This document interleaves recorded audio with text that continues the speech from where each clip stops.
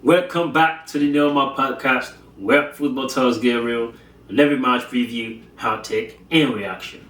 You know Saban talk passion, mixing it with analysis from the local pitches to the global stages. And if you crave controversy, well, this is the kitchen where we cook and serve it best. So make it your home for football talk that never pulls its punches. Alright, we are going over to Spain and we are going to preview the Madrid Derby. We know this can get spicy. This can get really spicy. So let's get to it. I'm going to start up with the form of both teams. Okay, Real Madrid are in an excellent form. 6 out of 6. This is what you can ask for and nothing more. On the other side, Atlético Madrid, they have been struggling. They only got 2 wins, 3 draws, and a loss. But these are the type of games we all know it goes beyond form. It goes beyond just the talent that you have. There are other things that you need to bring to games like this if you want to get the win. And some of those things are your mental toughness. Are you ready? Your physical preparation.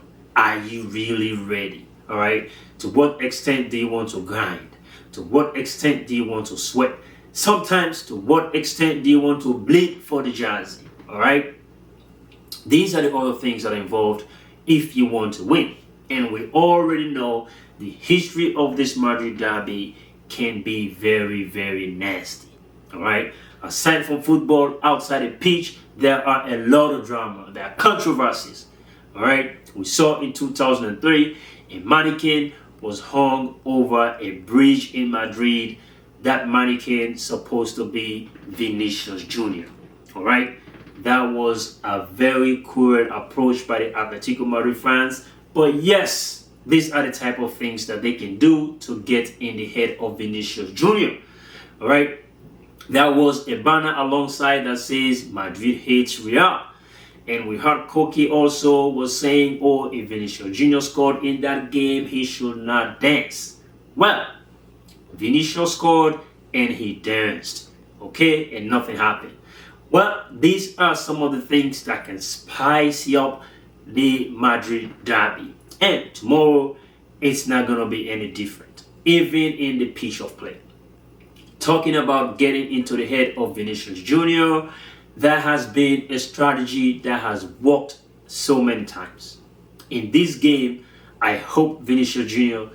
will keep his cool and just put up an excellent performance to just quiet the entire Metropolitano. But anyways, before I really get into this, please do not forget to subscribe, like, and share this video so you can help me grow this channel. Now let's get into it. For real, we are going to get to the form of the individual players because this can be very important. In games like this, there are times individual brilliance can just settle things, okay? We saw that in the Atlético Madrid game versus Rayo Vallecano where Julian Alvarez got a hat-trick and then gave Atlético Madrid the win. In fact, to make that their second win in the start of La Liga. All right. So talking about Julian Alvarez, this is a guy that can really take his chances. He's a player you don't want to gift at all. If there's anything, you have to make him work for it. Okay. Unfortunately, his strike partner, Antoine Griezmann, he has not been a threat at all. He hasn't scored a La Liga goal since February. Okay, so I'm not really worried about him. But again, this is a derby. All right, who knows what he can do? Anything can happen. But however, talking about form, you know, Julian Alvarez might be that guy. Okay, outside of that, a lot of other Atlético Madrid players, they have been here and there, very inconsistent. Anyways, go over to Real Madrid. Of course, Kylian Mbappe is on fire, right? This guy has erupted like a volcano. He is banging goals, all right? And he's also creating a lot of chances. He is right up there next to Arda Güler. Okay, talking about chance creation, Arda Güler is top in that chart, and that is to the advantage of Real Madrid. Other players are also balling. Of course, Chouameni is having a very good start. Of course, Housing, Eder Militao, surprisingly, he's looking really good. But one guy I really want to pick out is Alvaro Carreras. Alvaro Carreras has been amazing. He has been, in fact, beyond amazing. Okay, this is a left back, and we saw him against Levante. What did he do? He played as a center back. All right, and he showed that he can be a left center back in a back three, which is very, very advantageous for Real Madrid. That is a big advantage to have. All right, so I'm gonna really highlight his form and how he has been playing. Well, having said that, I'm gonna go back to Vinícius Jr. for this reason and this reason alone. There has been a mild tension between him and Xabi Alonso. Okay, and I like it. The reason why I like it is because Xabi Alonso is saying, all right, I know what you can do. All right, you have done that before, but the form that you are in, I don't like it. So therefore, I'm going to give you a competition. So Vinícius, okay, is competing with Rodrigo. Of course, he has the edge, but I like that. And I think Vinícius is getting upset because of that. And that is triggering his performance, which is really good. And we saw that against Levante. That is one of the best goals that I have seen. All right, because there are a lot to that goal. The shot back lift, the outside of his right boot, Trivela. All right, the call on the shot, the fact that the goalkeeper could not even move. Okay, he remained planted on the goal line. All right, now that is top quality. That is what you talk about, technical ability, right? Vinícius can bring that. He didn't stop there. He also provided an assist for Franco Mastertuano. And that pass, all right, with his supposedly weaker foot, was a very good pass. And the finish was exquisite by Franco Mastertuano. So Vini said, Mastertuano, come here, come with me. He took him to the bank and said, open up your Real Madrid account. All right. So Vinícius can be that player. So he has to play.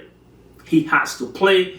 If he has to be the Vinícius we used to know. He has to be that player who has been the best player in Champions League for the past 3 to 4 years if we are to go on and win trophies. We need that Vinícius Jr. So I do believe this mild tension between him and Xabi Alonso might end up being a deadly combination for success. All right, maybe not too far from now, we will see Xabi Alonso wrapping his arms around Kylian Mbappe and Vinícius Jr. and say, yes, boys, let's go get it. For sure. All right. So that is why I love that anyways. And obviously, coming down, every player will have to perform at a very high level to continue to play. All right. Competition for spaces are open. All right, opportunities are being given to players, and that is what you like to see. There is a good amount of rotation that is taking place, and if you're a player, that should motivate you because you know if you go in there and perform, you will get more minutes. So that is going to be good for the overall team, anyways. All right, so talking about form, those players are on form, and there are other players that need to step up, at the level that they used to be at. Okay, now let's try to predict the starting 11. This is one of the hardest things to do when it comes to both coaches. All right, Simeone can be unpredictable as well as Xabi Alonso. As for Simeone, he can either go with a 4-4-2, traditional 4-4-2, or perhaps a 5-3-2 formation. Okay, let's start with a 4-4-2. All black in goal. Llorente at right back, at left back Henko, and centre back Pierre, Lenormand, and Longley. In the middle, I think it will be Koke and Barrios, flanked by Nico Gonzalez and Simeone, and of course Antoine Griezmann and Julian Alvarez up top. If he's going with a 5-3-2, he could replace, so both Nico Gonzalez and Simeone might be out of the lineup, and he could introduce Conor Gallagher in the midfield to join Koke and Barrios, or maybe take Llorente from right back and bring him in the middle to join those two players, and bring Molina to right back. So then the other 4 defenders will be Longley, Lenormand. Henko might also switch in the inside to get that back 3, and then Javi Galán might play left back. It's hard to predict, all right? As for Xabi Alonso, I think we have seen a lot of rotations, and he is also very difficult to predict. My only thing here is with Franco Mastratuano. I know how much he trusts this kid, and I know he trusts this kid with his life. But I want to believe he might go with Jude Bellingham. And if he does, then Franco Mastratuano is not going to start. So which means I'm expecting Jude, Ada, Tchouaméni, and Valverde in the middle. So I'm looking at a 4-4-2 diamond or a 4-1-2-1-2, okay? But either ways, these players will be Thibaut Courtois, of course, in goal, Dani Carvajal at right back, Carreras at left back, centre back pair of Dinhausen and Militao, then Tchouaméni, right, as a defensive midfielder, and we will have Valverde and Arda Güler and Jude Bellingham right behind Kylian Mbappe and Vinícius Jr. Yes. Otherwise, if maybe Jude Bellingham is not fit enough to start, then we might see a 4-3-3, and then we could see Mastratuano coming in. But either ways, here is what I'm expecting to see.